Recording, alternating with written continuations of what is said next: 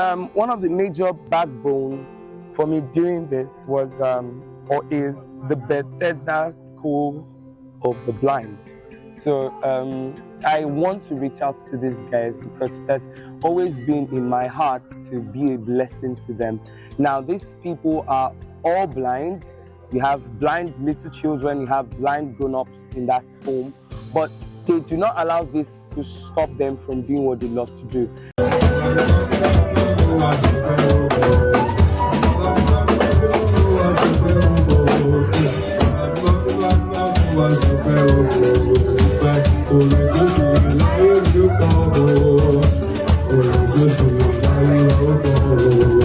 name is Rhema Joseph Nanfa Ahonsi. I also go by the name the King Rhema or the King Realm.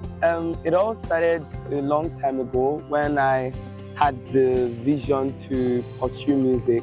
I had been looking for a bigger platform to be able to showcase myself, in as much as I've always wanted to put my music out there. So I've always been going for auditions for The Voice Nigeria, Nigerian Idol, Project Fame. So I really have gotten the experience and everything I needed. So I was like, okay, why not do this? When it dropped in my spirit that, oh, you can actually do this and you have the backing of the Holy Spirit. So yeah, why not? So that was why I decided to take on the feat to do 120 hours. But finally, by God's grace, I did 126. I was able to reach out to one or two persons from my faculty and department that bought the idea, because of course it's not everybody that are willing to go on this kind of journey with you. So I spoke to them. I spoke to one or two senior persons that had knowledge of these things already, that are professionals in stuff like this, and they came on board, and yeah, it was a smooth ride also. For you to be able to have a Guinness World Record committee on ground, you would have to you have to pay a particular sum of money, which I didn't have. But for us to be able to replace that, we were told to have 2 adjudicators that would be available at every 4-hour interval.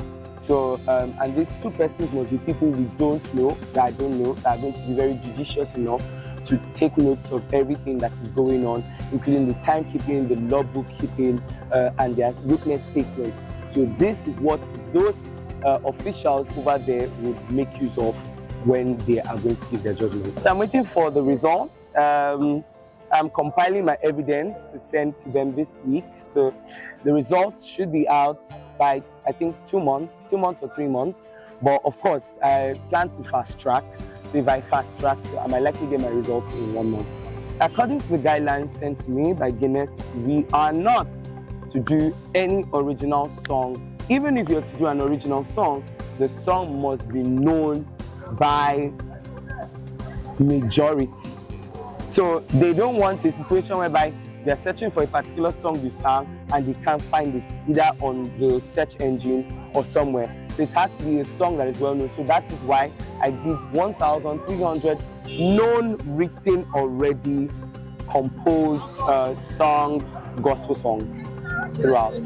I repeated some of the songs. So I had 900 different songs. Then I repeated the remaining to complete it to 1,300. So according to the guidelines too, following the rules, you could actually repeat songs, but it must not be in the space of 4 hours. That is, after the first 4 hours, you can decide to repeat. I got the support I needed from school, friends, lecturers, God, faculty, my mom at home, my dad, my siblings. They kept on calling.